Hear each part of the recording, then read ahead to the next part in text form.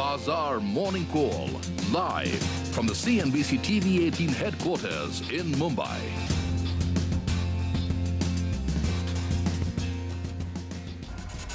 Government of India now launches a 30,000 crore special liquidity scheme.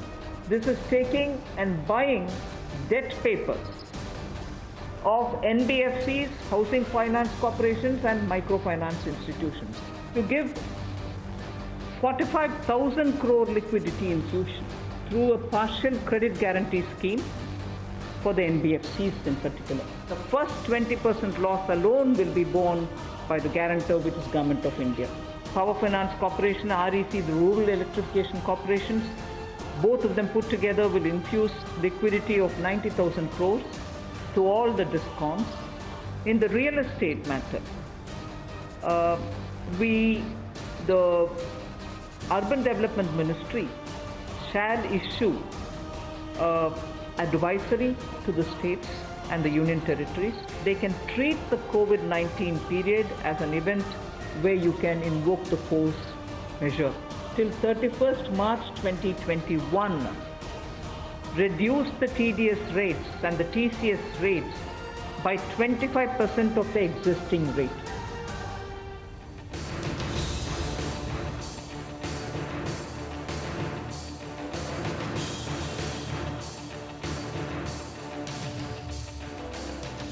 Good morning. Welcome to Bazaar Morning Call this Thursday. I'm Lata Venkatesh, and joining me from their respective homes, Anuj and Surabhi.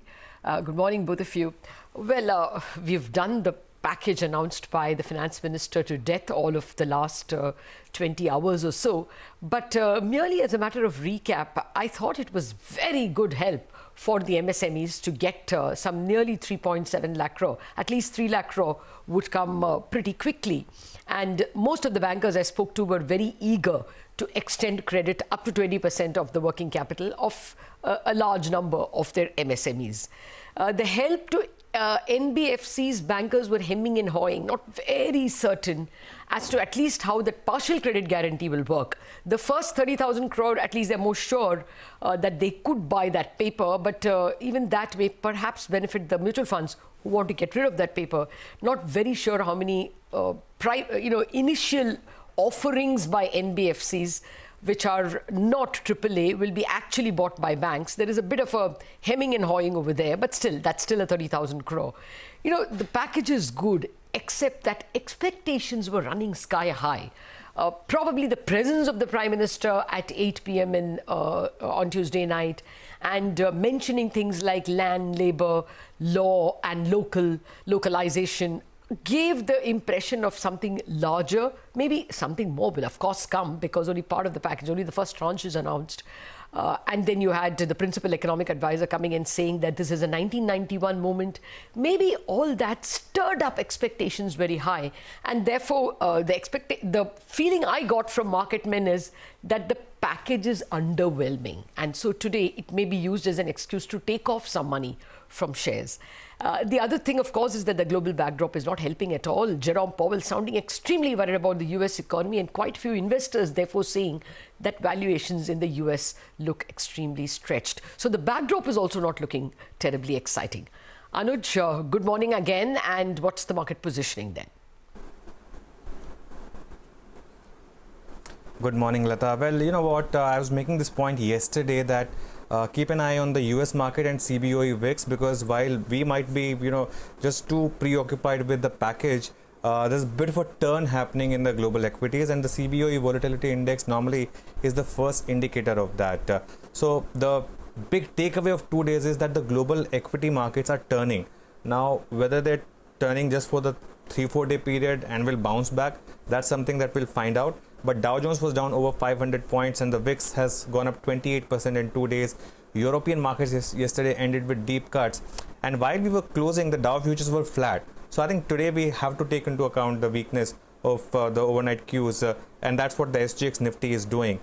Now, the issue with this market is that it's a market in which you are making money if you are buying the breakdowns and if you're selling the euphoria. Like yesterday, if you had sold the euphoria, you would have made money.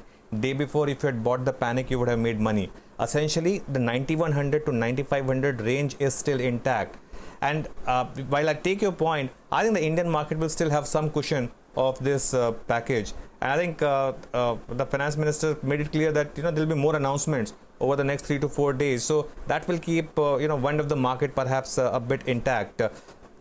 This 3 lakh crore guaranteed loans for MSME was the biggest highlight when I spoke to fund managers. Also, it's an indication that we are moving closer to the opening of the lockdown. That will, I think, be a big cue more than anything else. So some pockets will do well because of this stimulus. Though I get nervous about markets when the top gainer is BHEL. That at times is the clearest indicator that you just take a step back from the market. Now the bank nifty, of course, is more vulnerable. Every time it's going to 20-day moving average and 20,000, and it's seeing a halt there, and it's seeing a lot of selling. So let's see. As I said, the mid cap action was also some level of speculation. But the issue is, if you have a gap down, then what next? Because from yesterday's high, again, the market would have slipped a lot. So then you'll have to again see the market's verdict, whether it wants to break down or not. Good morning, Surabhi. Good morning, Anuj. Yes, absolutely. I mean, we always had that uncertain global backdrop even yesterday, but the anticipation on the domestic announcements in the package was so high that it perhaps prevented a wider fall. Again, just to put on board some of the points that Lata has already raised, let's look at the global screen right now. Most of the Asian markets are actually down pretty much at the day's low, down between 0.5% to 1.5%. The SGX Nifty is telling us that we will likely start negative, almost a cut of over 1%, almost 1.5% the last time I checked the index. So that's what we've got, with the US chairman saying that the path ahead is significantly uncertain and there are downside risks. That's a sort of put up a reality check of sorts. And of course, the warnings that have been coming in from Dr. Fauci as well on the restart. But, all of this put together, Anuj, today is also the Thursday expiry. And yesterday we had this big hope trade. And as Lata said, that the feeling in the market is the packet is good, but it's underwhelming. Does that set us up for a big down day today? How does one trade it? Yeah, the market is set for a down day, Surabhi. The market is weak. Make no mistake about that. But, there's a value in doing things in market at levels.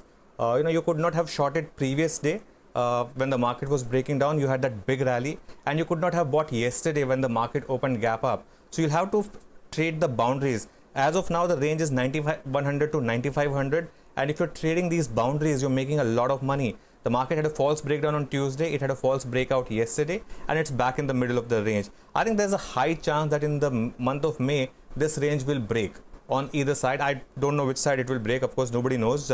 But once the range is broken, I think you'll have a big trade. I think for today, you see the first hour low and see if that's getting protected or that's getting violated. If that's getting violated, I think we are in for perhaps some pain, being a Thursday as well. I think the bank nifty is vulnerable today because it had that rally yesterday of about 4%. So let's see. I think the first hour will give us an indication. Okay, thanks for that. I think for the market, the big worry will be, although there is a package for MSMEs, this market and this economy lacks a demand stimulus as well. We are going to see people who don't have any activity and therefore a large amount of job losses, both in the formal and the informal sector. So demand is going to be a huge problem for the markets as well, even though supply constraint is the immediate problem. And there is nothing as of now from the government that can spur demand. Yes, there is a little bit of that provident fund of yours. You don't have to pay 12%, you have to pay 10% for 3 months, and therefore you have a little more to spend. But, Anuj, you and I may end up, Surabhi and all of us will end up paying more taxes because whatever is net of your PF payment, you have to pay tax. So actually the government may end up making a little bit of money on that net of PF income that they tax. Yes. Lata, we are already paying more taxes. Let there be no mistake about it. And at the end of the day, look at petrol and diesel, for example, the higher excise. At the end of the day, that's money taken out of our pockets. No, you know what? We can afford it. We can afford it. No. Anuj, what I'm saying is, what I'm saying is that all those are prior proposals. I'm only discussing what is last 18 hours old. And in that proposal, if the reduction of PF was intended that people will have more money and therefore there will be a liquidity push to demand, it may not always work that way, because what you may end up doing is also paying more taxes and on the salary net of PF. It was you netted it out by 12.5, you're now netting out 10%. So that 2.5% extra becomes taxable. I'm just saying, I have always held that at a time like this, or at all times, those of us born on the right side of the economic divide will have to chip in. I'm not taking that away. But all I'm saying is that if this was seen as a demand stimulus, I'm not very sure there is any stimulus over there for demand. Okay, well, with that, Professor, and of course, we're going to discuss all this with experts, not just amateurs. So let's give you the expert equity view coming from Sayan Mukherjee of Nomura. Sayan says strong support from the government could help allay risk of significant dislocation in industries and the financial system. This supports valuation multiples as risk to medium-term growth abates. At the margin, the announcements are positive for domestic cyclicals. They expect financials to be the biggest beneficiary, with some allay in asset quality concerns and better medium-term growth prospects. Okay, then let's move to some money market views as well. Pramit Brahmbhatt of Veracity says, in the absence of any directional cue, the rupee will trade sideways for the day. He expects the spot USD INR pair to trade in a range of 75.20 to 75.80.